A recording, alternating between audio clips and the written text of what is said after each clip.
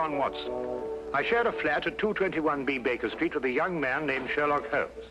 This would normally be a simple statement of simple fact, but I had learned in the first few weeks of our association that the normal process of returning home was in itself an adventure. I never knew what to expect. I seldom expected what I found. I had decided to spend a quiet evening at home, and I was determined not to become involved in any new scheme that Holmes would invent.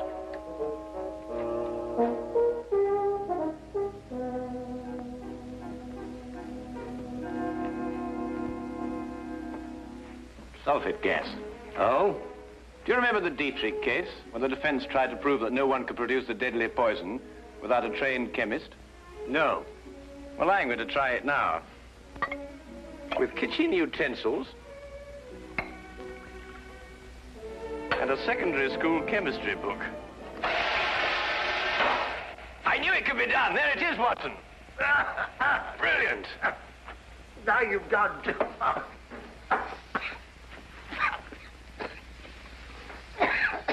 That woman was guilty as a vulture. Clever, too. Holmes, I wish you wouldn't forget that we've got to live in these rooms. Can't imagine why the prosecution didn't think of this. The gentleman arrived here in a hansom. Appears to be coming up here. What else did you notice about our visitor? Oh, I don't know. I'd say about 30-ish, conservatively dressed. A man of modest means. What do you think, Holmes? I don't know. I didn't see him. You did. Oh, yes. Yes, of course. Oh, excuse me. Morning, do come in, will you? Good morning. Is this Sherlock Holmes' flat? Yes, indeed. Oh, sulfate gas. Oh. Mr. Holmes has been experimenting. That's Mr. Holmes. How do you do, Mr. Holmes? How do you do? I must apologize for calling upon you without an appointment, Mr. Holmes, but it is urgent. May I present my friend and colleague, Dr. Watson? How do you do? How do you do? Now then, Mr. Winthrop. Mr. Harvey Winthrop, isn't it? Have we met before, sir? No, but you mustn't underestimate your reputation. Won't you come in? And sit down. Thank you. Over there.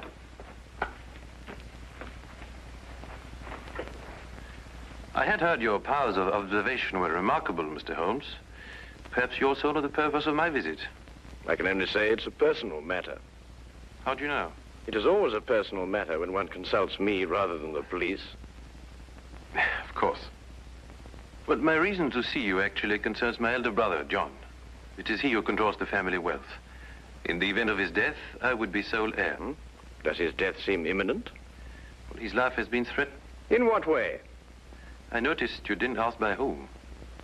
You took pains to point out that only you would benefit by your brother's death. If you knew who made the threat, you wouldn't be so concerned with your own innocence. You're right. I do not know who's making these threats. Actually, I don't even know if it is a who. I beg your pardon, sir? Well, it is possibly a what, Dr. Watson. In this case, the heritage of every old family.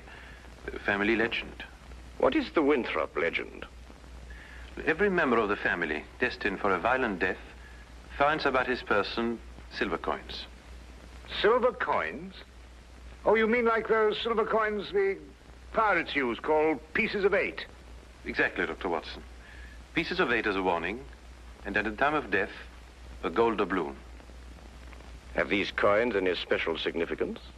30 years ago, my father was killed by a fall down the stairs in the main hall of Winthrop Manor. A gold doubloon was found under his body.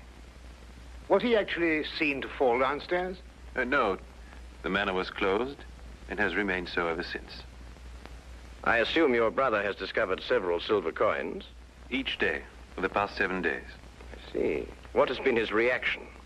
He has decided for the first time in 30 years to reopen Winthrop Manor. In defiance of the legend? Exactly. We are going to be there this weekend. Who is we? My brother, my fiancée, and myself. And I would like you two, Mr. Holmes and Dr. Watson, to be there as well. Well, that's very good of you, sir. Do you have any other evidence to substantiate your belief? I was very young in those days, but I can still remember the sight of my father's body at the bottom of those stairs. Dr. Watson and I will arrive at Winthrop Manor this Friday night. Oh, thank you very much. If there is anything I can do until then, or if there's any question you want to ask me before, please don't hesitate to call upon me at any time. We'll do that. Thank you. Again, thank you, gentlemen. Not at all. Good day, Hugh, sir. Good day. Well, Holmes, what do you think?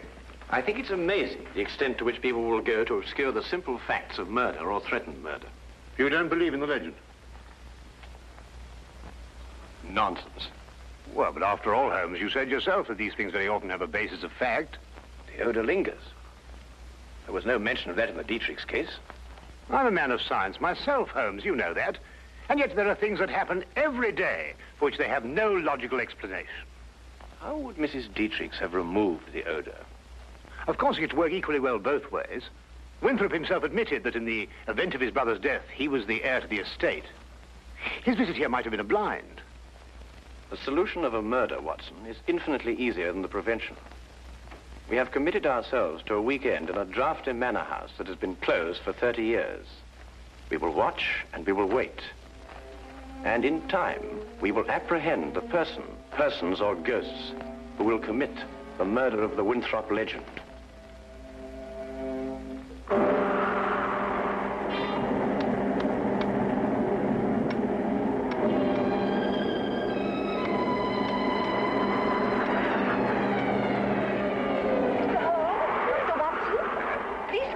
Thank you.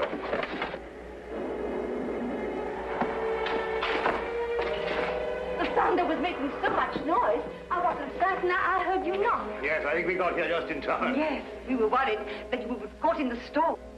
I'm Mrs. John Winthrop. How do you do? I'm Dr. Watson. This is Sherlock Holmes. How do you do? I'm very pleased to meet you. You can leave your things here and go into the sitting room. We managed to get it comfortably warm. I'll have your luggage brought up to your rooms. You'll have to excuse the inconveniences of the house. My husband's decision to spend the weekend here was rather sudden. And I'm afraid we're understaffed. Please don't concern yourself with us, Mrs. Winthrop. I'm sure we'll be very comfortable. Oh, there you are. I'm glad you made it before the storm. I see you've already met my sister-in-law. Yes, we have. How do you do? Oh, Harvey, perhaps you can show Dr. Watson and Mr. Holmes to their rooms. Yes, you probably want to freshen up. Good evening, gentlemen. This is my brother, John Winthrop. Dr. Watson. How do you do? How do you do? How do you do? How do you do, sir? I hope you'll be comfortable. Or as comfortable as possible in a house that's been closed for 30 years. I feel I should apologize. Not at all, sir. I'm sure everything will be fine. I hope so. Come down to the sitting room when you're ready. It's a bit more cheerful there. Let me show you to your rooms, gentlemen. Come along, my dear.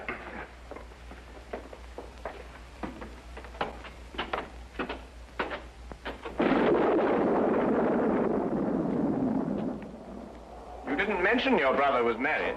Didn't I? I thought I had. Then surely she would be the heir to the estate if anything should happen to your brother. No, the estate upon his death goes to the next male member of the family. Oh, I see. How did Mrs. Winthrop lose her sight? It was a riding accident, shortly after they were married. My sister-in-law is a remarkable woman, Mr. Holmes. She took to her new way of living with cheerfulness and thoroughness. Yes, it's always encouraging to hear of such cases. And it reflects great credit on those surrounding the patient. Oh, Peg, I want you to meet, Dr. Watson. And you must be Sherlock Holmes. Harvey has told me so much about you. gentlemen, my fiancée, Miss Margaret Hall. How do you do? How do you do, Miss Hall? John and Alice are in the drawing room, darling. We'll be down shortly. All right, darling. I think we're going to have a wonderful weekend, in spite of this old house. Don't keep yourselves from us too long, gentlemen. You're a very lucky man, Mr. Winthrop. She's a lovely girl. As a matter of fact, you know, there's some very good hunting country around here. Do you go in for that sort of thing, Mr. Holmes? On occasion, sir. Not very often, thank you. My wife thinks I'm a bit reckless. She worries about my neck. A glass, my dear. Thank you. That appears to be a preoccupation with more than one member of your family, sir. You mean my brother, too? And the reason for your being here? Nonsense. I said the same thing. And you agree with me? You, too, think it's a lot of rubbish? I don't think we're referring to the same thing, sir. I'm talking about the legend, of course. Ah, I see. May I ask, sir, what precautions you've taken against it? What would one do? How does one fight a myth? Well, what's your opinion, Mr. Holmes? Should I take this matter seriously? You are obviously taking it seriously by defying it.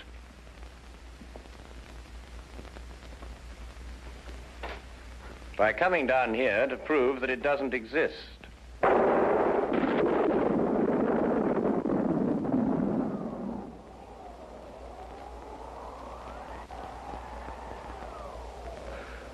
Jove, I hadn't thought of it like that. You're dead right, of course. But let me put it like this. Do you really believe the legend is dangerous? You are obviously overlooking the second conclusion, sir. If the legend is real and beyond our understanding, then your life may be being threatened by the supernatural. If we rule that out, then the threat has a very realistic source. In either case, the threat remains. I hadn't thought of it that way. But there are just the 6 of us here, Mr. Holmes. Surely if there is danger for John, it couldn't come from any of us. There are just the 6 of us now, Miss Hall.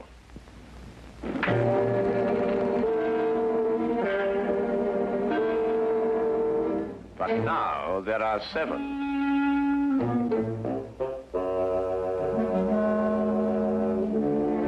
John, what is it?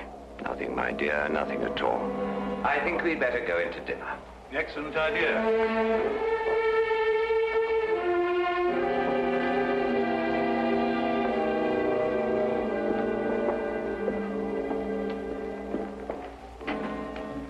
I don't like it, Holmes. Neither do I, Watson. Neither do I.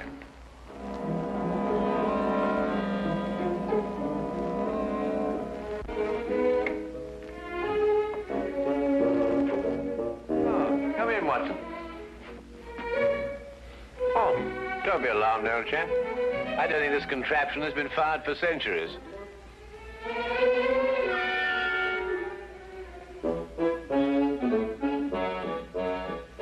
You could hardly expect me to know that from here, Holmes.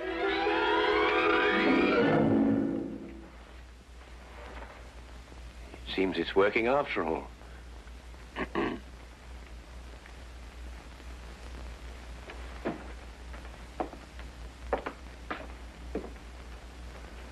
I wanted to talk to you about that dinner we just had. Oh, yes, yes. Excellent, Doc. Don't you agree? Well, it was better than the conversation, or lack of conversation, I grant you. Well, quite natural under the circumstances. Everyone's suspecting things they'd rather not say. What do you make of it, Holmes? Did you realize that young Harvey Winthrop was in love with Alice before she married his brother? Holmes, you're fantastic. How did you determine that? He told me. Oh. Oh, have you got a match, Watson? Yes, I think I should have.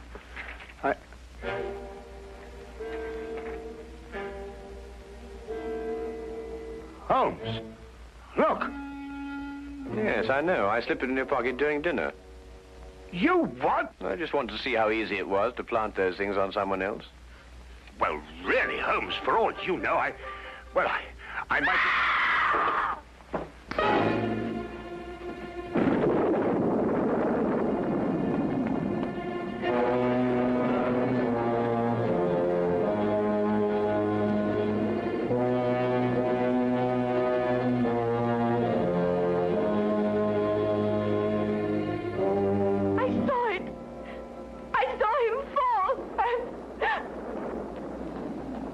He's dead.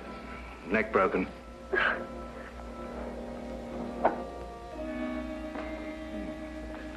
A gold doubloon. What's happened? Please. Oh, someone tell me. What's happened?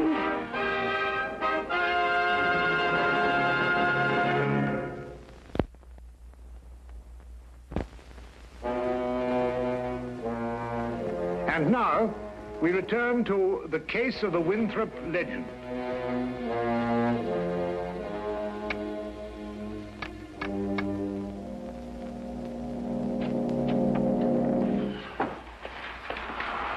Had quite a time getting back here. The roads are turning bad. Harvey Winthrop. Good evening, sir. Could you get everybody together and see if we can try and get this thing sorted out? Where's the body? Over there. Broken neck. Died instantly. Oh, you say, you up there? Oh, good evening, Constable. That is Mr. Holmes. I've spoken to you about him. Oh, yes. Good evening to you, Mr. Holmes. Glad to have you on this case.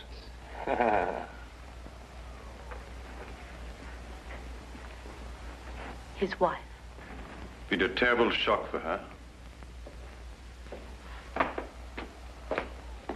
Oh, Mr. Holmes, I'd like to discuss this case with you. I've got several theories. Dr. Watson was telling me coming down in the carriage.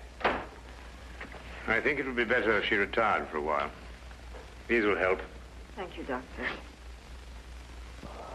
Dr. Watson summarized the legend for me on the way down, but quite frankly, Mr. Holmes, I would say we're opposed to a devilish mind here. Holmes, really? I don't know. What on earth do you think you're doing?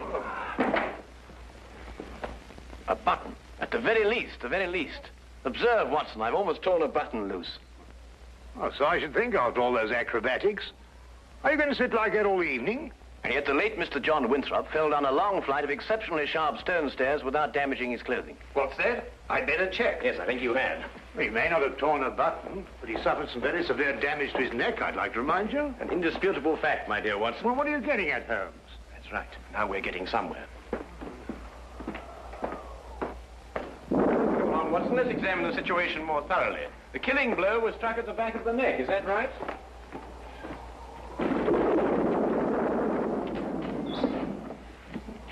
It was. He must have struck the edge of the stairs. He fell. Stone. Edge is quite sharp. The wound be deeper, more pronounced, Watson. Would you re-examine the injuries like a good fellow? Mm-hmm. Well, the skin's broken, but not unusually so. Still, it's difficult to know the position of the body when he fell. I agree with Mr. Holmes. Winthrop and the blind woman were at the top of the stairs when he fell. Mm-hmm. And in a position to have pushed him down. Right.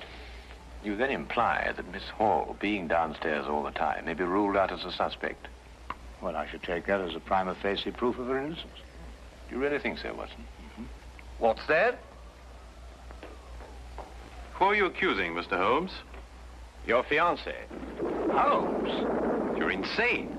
Not at all, I assure you. Your brother didn't fall down these stairs. He was killed, struck by a blow from behind, very probably in this room. His body was then placed at the foot of the stairs, and the legend having been carefully reawakened, and the manner in which your father met his death, and the gold doubloon, all led you to the obvious conclusion. She couldn't have done it. I assure you she could. But Holmes, she had no motive. The estate now passes to Harvey Winthrop. Well, yes, I'm the only one who had a motive. I would say you and the lady you are going to marry. Are you going to report her to the police? Less than useless, I'm afraid. No court in this world would ever convict her on the evidence we have.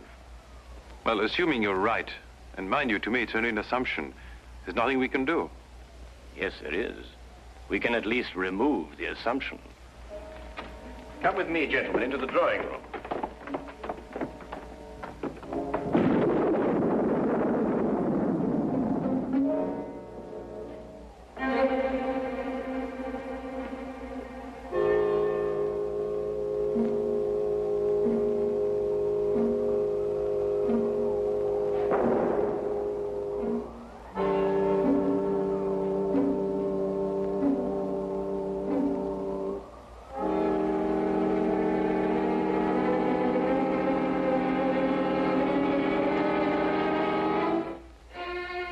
Oh, Constable. I didn't know you were there. Just looking around, routine, you know, miss. Of course. Did you want to see me? Not especially, miss. A few more things to check up on. The rest lies completely in your hands.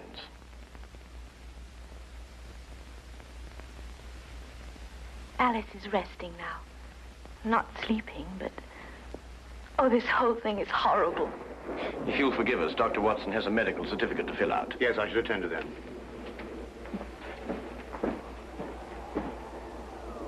Oh, Mr. Holmes. At your service, my good constable.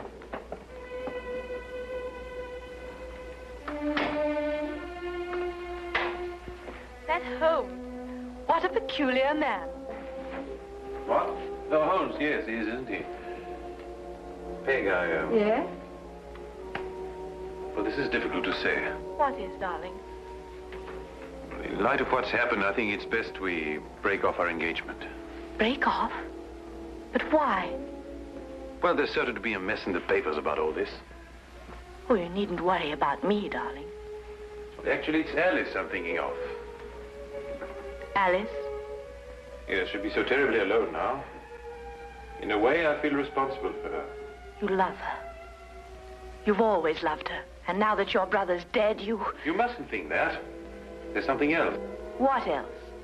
Why this sudden protective fatherly interest? 10 years ago, Alice and I went riding across the moors. I started a race. Her horse broke away from her, and she couldn't stop him. He took a high fence and fell. And Alice became blind. But you can't live with that for the rest of your life. It was an accident. It was unfortunate, but it shouldn't influence our relationship now. I'm afraid it does. To me.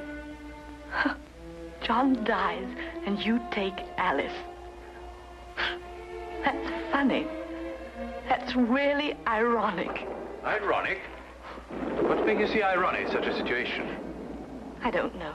I just meant nothing. Just an expression.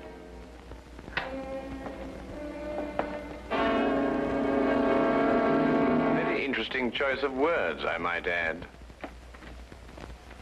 Alas, I must confess we were eavesdropping. Is there anything you'd like to confess, Miss Hall? What does this mean? You spoke of irony. Such a choice word. You didn't kill John Winthrop so that Harvey could share the family fortune with Alice. You'd have seen to that in time. You're insane.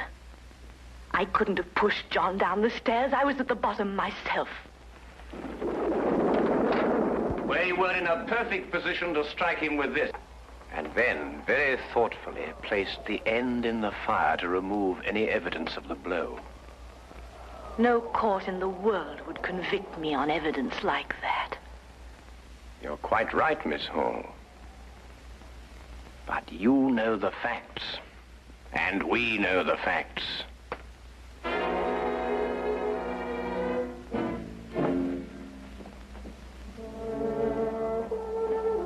But surely, Holmes, something can be done. I don't think so, Watson. The young lady used her wits, and an ancient legend. And a murderess walks free.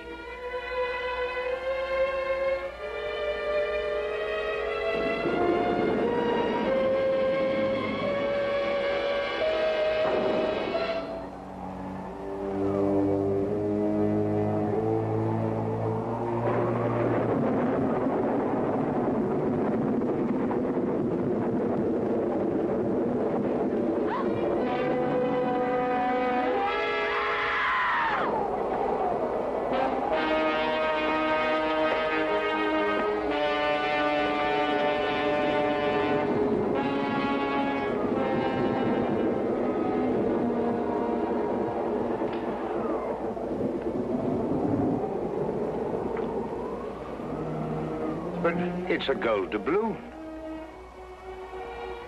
And she said no court in the world would ever convict her.